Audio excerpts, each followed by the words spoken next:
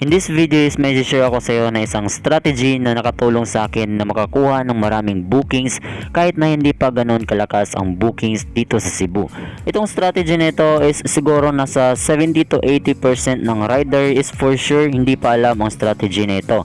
Kaya ka laging nauunahan or kaya ka hindi nakakakuha ng bookings. So kung interesado kang malaman kung paano itong strategy nito is panoorin mo lang itong buong video na ito. Nung una is nahihirapan din ako makakuha ng bookings, pero nung nalaman ko itong strategy na ito is nakakakuha na ako ng up to 10 bookings per day. So shoutout muna kay Sir Mike Martorillas dahil siya yung nagturo sa akin kung paano itong strategy na ito. So kung makatulong sa iyo itong video na ito is make sure na pasalamatan mo rin si Sir Mike Martorillas dahil sa kanya galing itong strategy na ito.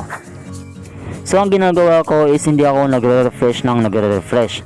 So ang ginagawa ko is naghihintay lang ako na may lumabas na notification na a new order has been placed nearby. So ibig sabihin nun is merong nag-book na malapit sa iyo or pasok sa 3 km radius mo. So kapag ganon is ino-open ko kagad yung Toktok rider application ko and then kiniklik agad yung refresh. And then nandyan yung problema. Sobrang tagal niyang mag-refresh. Ayan, so after mong mag-refresh, congrats dahil ang lumalabas is refresh ulit. So ayun, ibig sabihin is nakuha na ng ibang rider yung booking na nag-notify sa'yo. So refresh ulit. And then kapag may nakita kang booking is kiniklik mo siya kagad. And then kiniklik mo agad yung accept order and then pabilisan ng pag-type ng code. Tapos pag type mo ng code is ganito rin ang lalabas. So ayan, so ibig sabihin is nakuha rin ng ibang rider or naunahan ka na naman.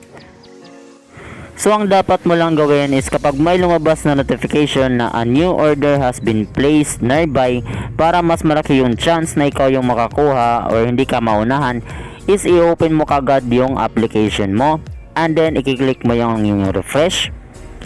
And then, hindi mo na siya hihintayin na matapos na mag-refresh. So, after mo maklik yung refresh is punta ka agad sa menu. And then, punta ka agad sa notification. So, dyan mo makikita yung nag-notify na a new order has been placed. So, makikita mo dyan yung oras na kung kailan siya nag-notify. So, ibig sabihin is, nandyan lang pala siya sa notification. So, i-click mo siya kaagad.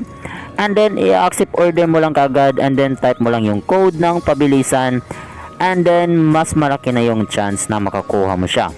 So compare nung ihintayin mo pa siyang matapos na mag-refresh.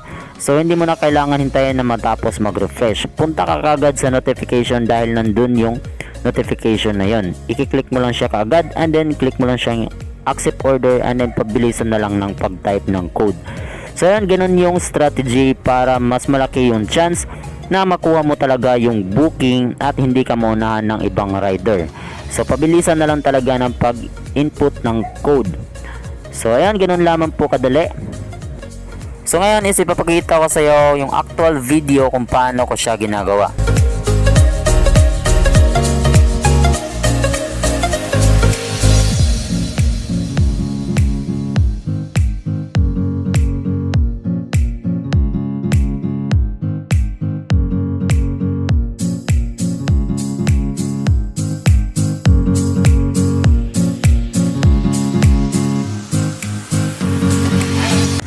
Ayan, so alam kong excited ka nang subukan itong strategy na ito. So bago mo gawin yon is please support my channel muna by liking this video and subscribe ka na rin sa YouTube channel ko para hindi mo miss yung mga tutorials na gagawin ko pa all about Toktok delivery riders. Ayan, thank you for watching and God bless.